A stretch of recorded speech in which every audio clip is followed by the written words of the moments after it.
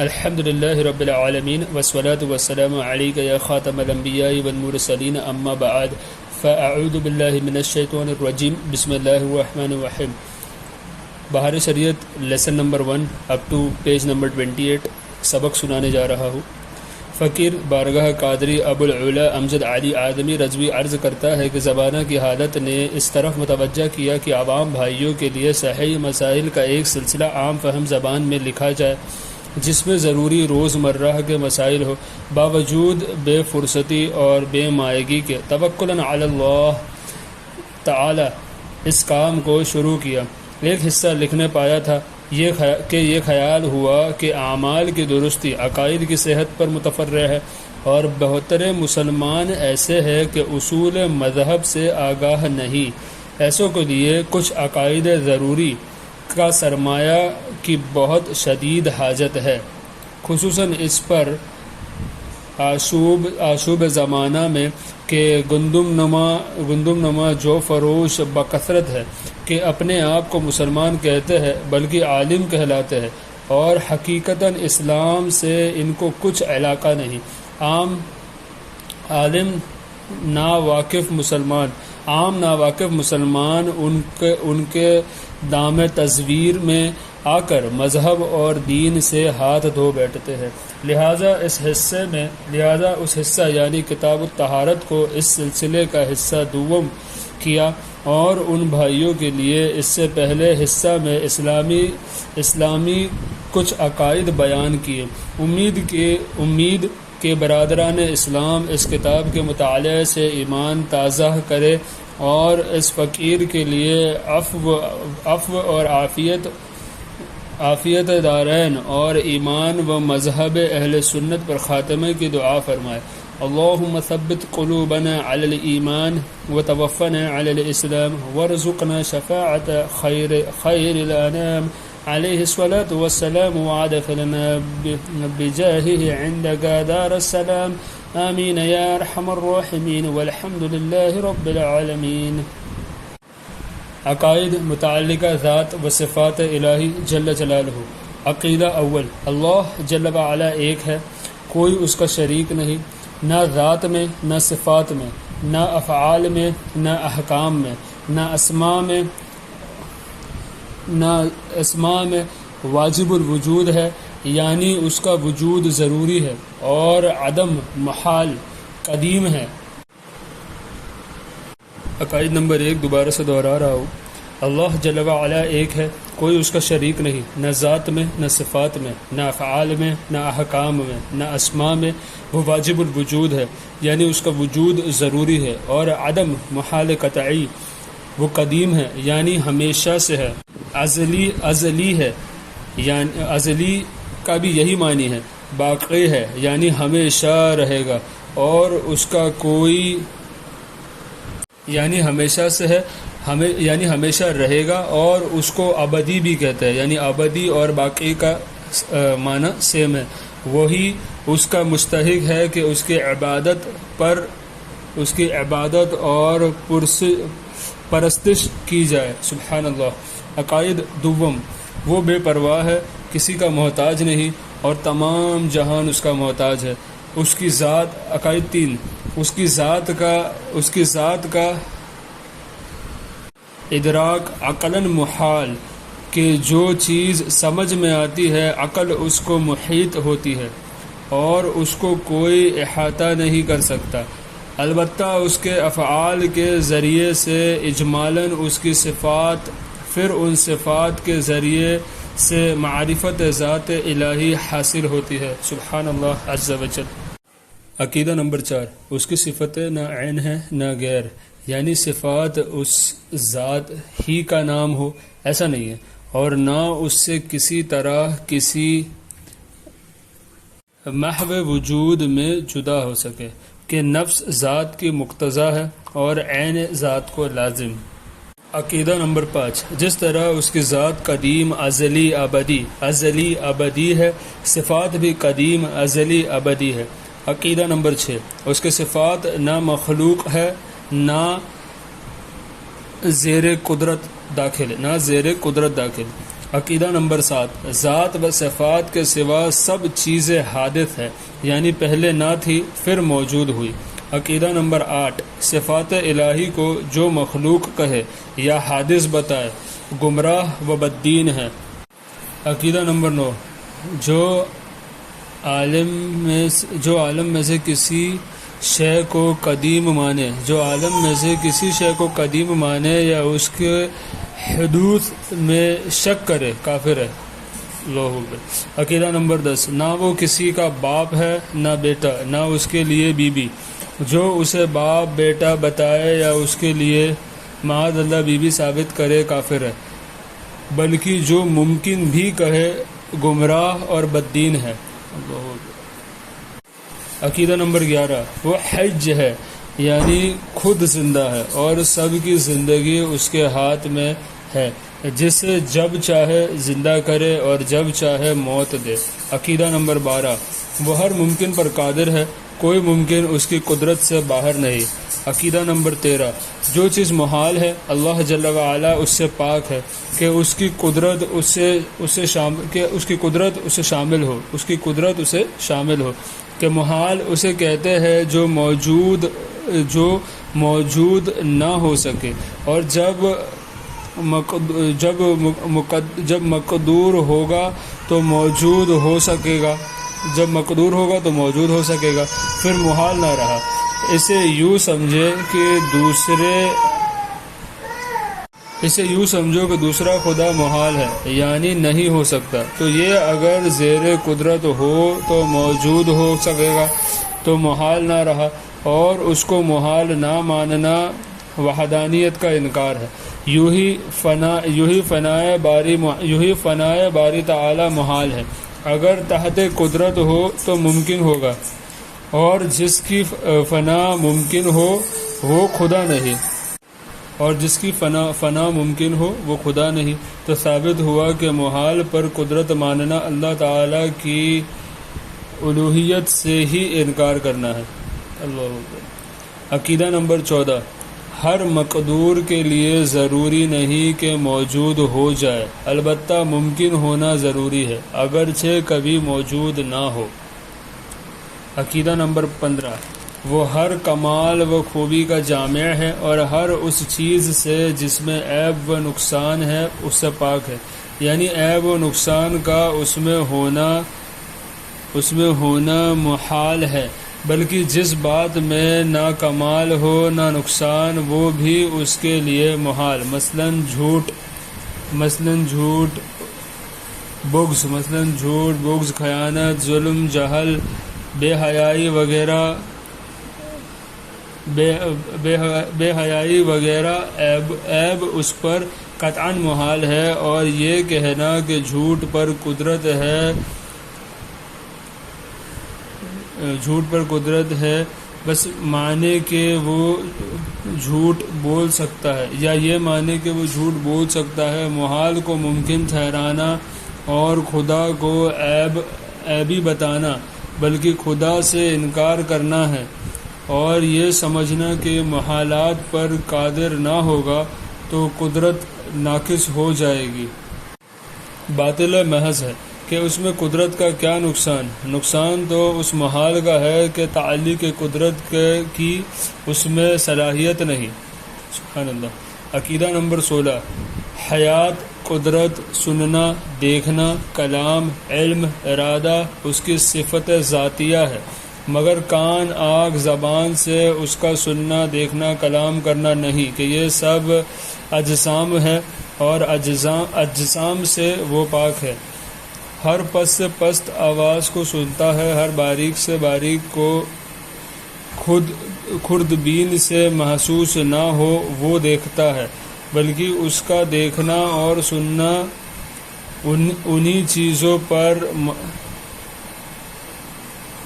منحصر نہیں، ہر موجود کو دیکھتا ہے اور ہر موجود کو سنتا ہے۔ عقیدہ نمبر 17، مثل دیگر صفات کے کلام بھی قدیم ہے، حادث و مخلوق نہیں۔ جو قرآن عظیم کو مخلوق مانے، ہمارے امام اعظم و دیگر ائمہ رضی اللہ تعالی عنہما نے اسے کافر کہا، بلکہ صحابہ رضی اللہ تعالی عنہم سے اس کی تکفیر ثابت ہے۔ عقیدہ نمبر 18، اس کا کلام آواز سے پاک ہے، اور یہ قرآن عظیم جس کو ہم اپنی زبان سے تلاوت کرتے مصاحف میں لکھتے ہیں، اس کا کلام قدیم بلا صوت ہے، اسی کا کلام قدیم بلا صوت ہے، اور یہ ہمارا پڑھنا لکھنا اور یہ آواز حادث، یعنی ہمارا پڑھنا حادث ہے، اور جو ہم نے پڑھا قدیم، اور ہمارا لکھنا حادث، اور جو لکھا وہ قدیم، ہمارا سننا حادث ہے، اور جو ہم نے سنا وہ قدیم، ہمارا حفظ کرنا حادث ہے، اور جو حفظ کیا وہ قدیم۔ سبحان اللہ۔ یعنی متجلی قدیم ہے اور تجلی حادث۔ متجلی یعنی کلام الہی قدیم ہے، اور تجلی یعنی ہمارا پڑھنا سننا لکھنا یاد کرنا، یہ سب جو ہے حادث ہے۔ عقیدہ نمبر 19، اس کا علم ہر شے کو محیط یعنی جزیات، کلیات، موجودات، معدومات، ممکنات، محالات، سب کو ازل میں جانتا تھا، اور اب جانتا ہے، اور ابد تک جانے گا۔ اشیاء بدلتی ہے اور اس کا علم نہیں بدلتا۔ دلوں کے خطروں اور وسوسوں پر اس کو خبر ہے، اور اس کے علم کی کوئی انتہا نہیں۔ سبحان اللہ۔ عقیدہ نمبر 20، وہ غیب اور شہادت سب کو جانتا ہے۔ علم ذاتی اسی کا خاصہ ہے۔ جو شخص علم ذاتی، غیب، خواہ شہادت کا غیر خدا کے لیے ثابت کرے، کافر ہے۔ علم ذاتی کے یہ معنی کہ بے خدا کے دیے خود حاصل ہو۔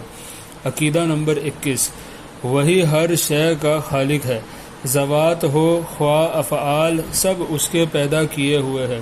عقیدہ نمبر 22، حقیقتاً روزی پہنچانے والا وہی ہے، ملائکہ وغیرہ ہم وسائل اور وسائط ہے۔ عقیدہ نمبر 23، ہر بھلائی برائی اس نے اپنے علم ازلی کے موافق مقدر فرمائے ہے۔ جیسا ہونے والا تھا اور جو جیسا کرنے والا تھا اپنے علم سے جانا، اور وہی لکھ لیا۔ تو یہ نہیں کہ جیسا اس نے لکھ دیا ویسا ہم کو کرنا پڑتا ہے، بلکہ جیسا ہم کرنے والے تھے ویسا اس نے لکھ دیا۔ زید کے ذمے برائی لکھی اس لیے کہ زید برائی کرنے والا تھا۔ اگر زید بھلائی کرنے والا ہوتا اس کے لیے بھلائی لکھتا، تو اس کے علم یا اس کے لکھ دینے نے کسی کو مجبور نہیں کر دیا۔ تقدیر کا انکار کرنے والوں کو نبی صلی اللہ علیہ وآلہ وسلم نے اس امت کا مجوسی بتایا۔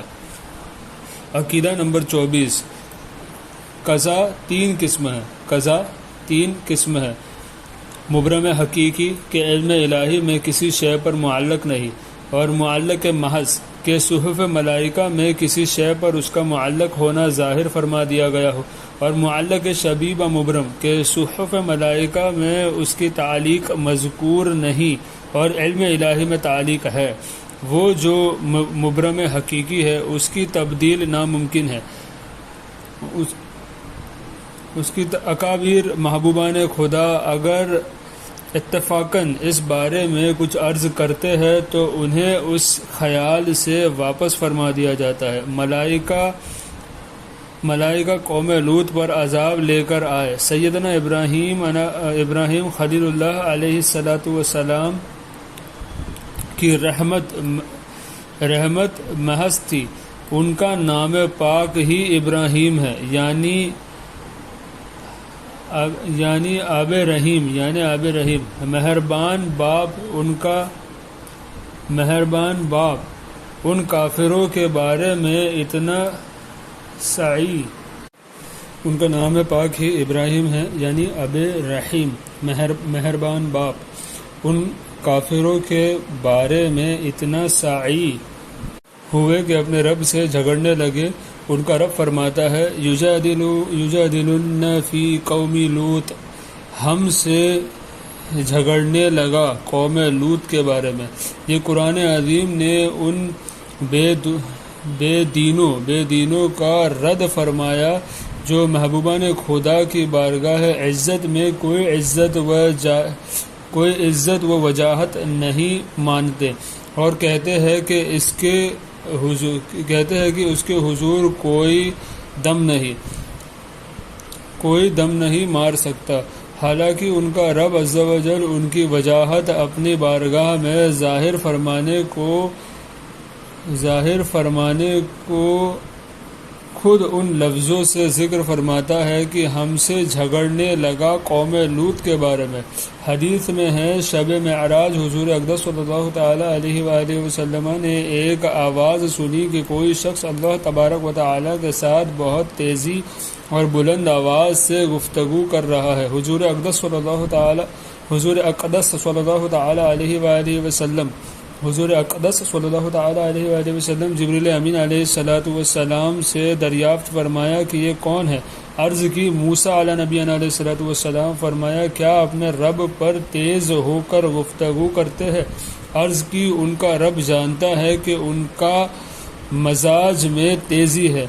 جب آیت کریمہ وَلَسَوْفَ يُعْطِيكَ رَبُّكَ فَتَرْضَىٰ نازل ہوئی کہ بے شک ان قریب تمہیں تمہارا رب اتنا عطا فرمائے گا کہ تم راضی ہو جاؤ گے۔ حضور سید المحبوبین صلی اللہ تعالی علیہ سید المرسلین صلی اللہ تعالی علیہ وآلہ وسلم نے فرمایا ایسا ہے تو میں راضی نہ ہوں گا اگر میرا ایک امتی بھی آگ میں ہو۔ سبحان اللہ سبحان اللہ سبحان اللہ۔ یہ تو شان بہت رفیع ہے جن پر رفعت عزت و وجاہت ختم ہے۔ صلوات اللہ تعالی وسلامہ علیہم۔ مسلمان ماں باپ کا کچا بچہ جو حمل سے گر جاتا ہے اس کے لیے حدیث پاک میں فرمایا کہ روز قیامت اللہ تبارک و تعالی سے اپنے ماں باپ کی بخشش کے لیے ایسا جھگڑے گا جیسے قرض خواہ کسی قرض دار سے، یہاں تک کہ فرمایا جائے گا ایھا السکۃ المراغم ربہ، اے کچے بچے اپنے رب سے جھگڑنے والے اپنے ماں باپ کا ہاتھ پکڑ لے اور جنت میں چلا جا۔ خیر یہ تو جملہ معترضہ تھا مگر ایمان والوں کے لیے بہت نافع اور شیاطین الانس کی خباثت کا دافع تھا۔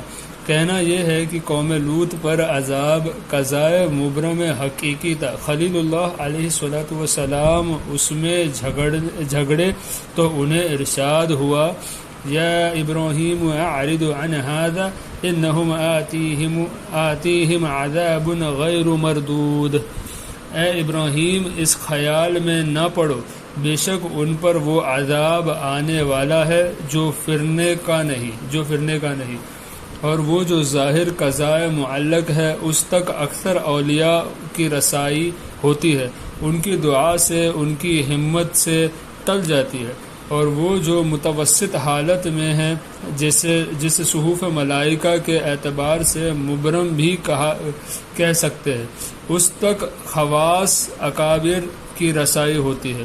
حضور سیدنا غوث اعظم رضی اللہ تعالی عنہ اس کو فرماتے ہیں کہ میں قضائے مبرم کو رد کر دیتا ہوں۔ سبحان اللہ۔ اور اسی کی نسبت حدیث پاک میں ارشاد ہوا ان الدعاء يرد القضاء بعد ما ابرم، بے شک دعا قضائے مبرم کو ٹال دیتی ہے۔ مسئلہ قضا و قدرت کے مسائل۔ قضا و قدر کے مسائل عام عقلوں میں نہیں آ سکتے، ان میں زیادہ غور و فکر کرنا سبب ہلاکت ہے۔ صدیق و فاروق رضی اللہ تعالی عنہ کو اس مسائل میں بحث کرنے سے منع فرمایا گیا۔ ہما اور شما کس گنتی میں ہے؟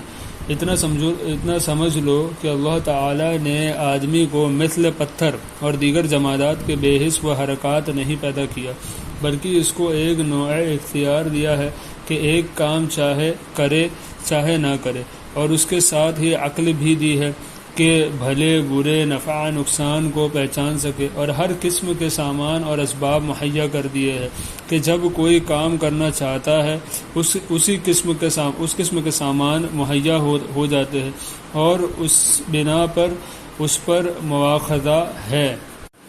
اپنے آپ کو بالکل مجبور یا بالکل مختار سمجھنا دونوں گمراہی ہے۔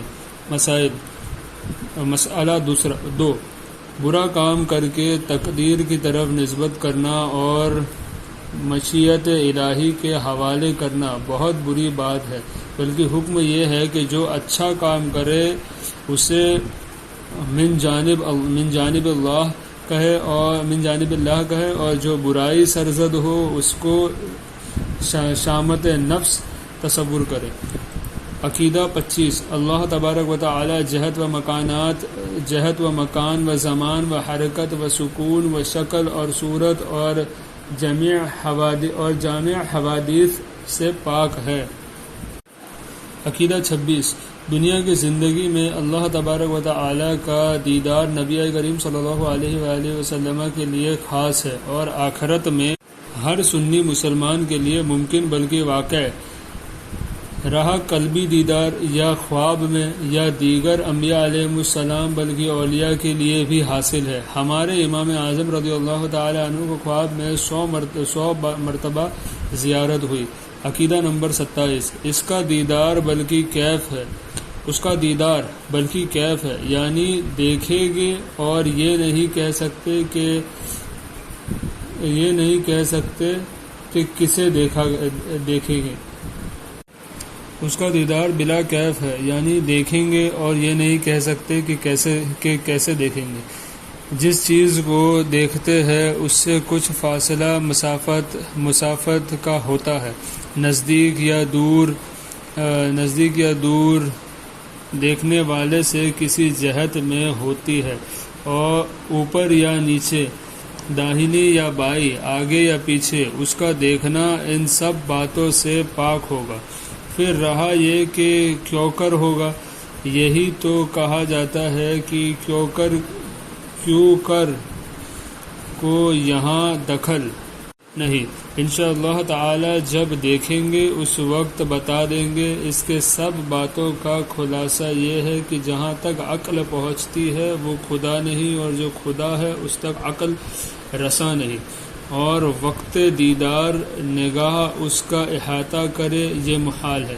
عقیدہ 28 وہ جو چاہے اور جیسا چاہے کرے، کسی کو اس پر قابو نہیں، اور نہ کوئی اس کے ارادے سے اسے باز رکھنے والا، اس کو نہ اونگ آئے نہ نیند، تمام جہان کا نگاہ رکھنے والا، نہ تھکے نہ اکتائے، تمام عالم کا پالنے والا، ماں باپ سے زیادہ مہربان، حلم والا، اس کی رحمت ٹوٹے ہوئے دلوں کا سہارا، اس کے لیے بڑائی اور عظمت ہے، ماؤں کے پیٹ میں جیسے چاہے صورت بنانے والا، گناہوں کو بخشنے والا، توبہ قبول کرنے والا، قہر و غضب فرمانے والا، اس کی پکڑ نہایت سخت ہے، جس سے بے اس کے چھڑائے کوئی چھوٹ نہیں سکتا، وہ چاہے تو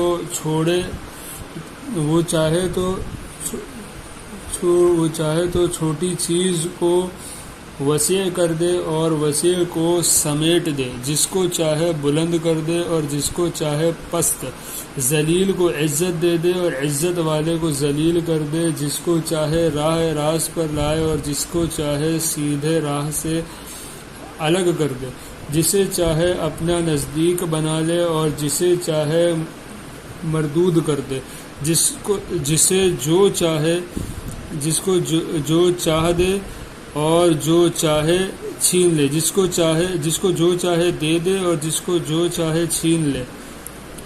وہ جو کچھ کرتا ہے یا کرے گا عدل و انصاف ہے، ظلم سے پاک و صاف ہے، نہایت بلند و بالا ہے، وہ سب کو محیط ہے، اس کا کوئی احاطہ نہیں کر سکتا، نفع و ضر اس کے ہاتھ میں ہے، مظلوم کی فریاد کو پہنچتا اور ظالم سے بدلہ لیتا ہے، اس کی مشیت اور ارادے کے بغیر کچھ نہیں ہو سکتا مگر اچھے پر خوش ہوتا ہے اور برے سے ناراض۔ اس کی رحمت ہے کہ ایسا کام کا حکم نہیں فرماتا جو طاقت سے باہر ہے۔ اللہ تبارک و تعالی پر ثواب یا عذاب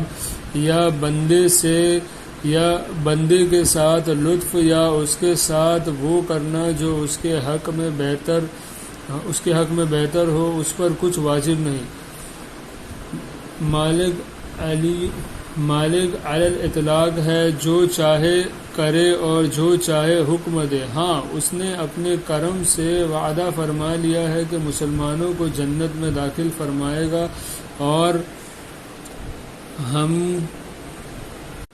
اور عدل سے کافروں کو جہنم میں، اور اس کا وعدہ دو عید بدلتے نہیں، اور اس کے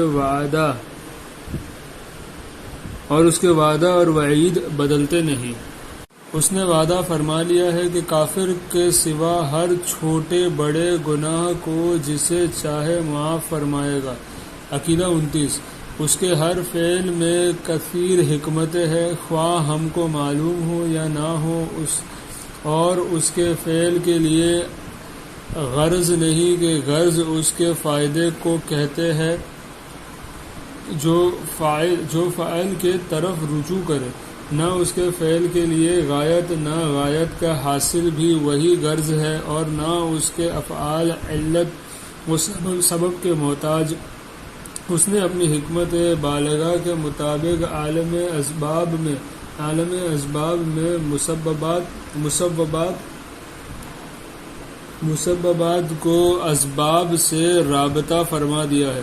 آنکھیں دیکھتی ہے، کان سنتے ہیں، آگ جلاتی ہے، پانی پیاس بجھاتی ہے۔ وہ چاہے تو آنکھ سنے، کان دیکھے، پانی جلائے، آگ پیاس بجھائے، نہ چاہے تو لاکھ آنکھیں ہو، دن کو پہاڑ نہ سوجھے، کروڑ آگے ہو ایک ٹنکی پر داغ نہ آئے، کروڑوں آگے ہو ایک ٹنکی پر داغ نہ آئے۔ کس قہر کی آگ تھی جس میں ابراہیم علیہ السلام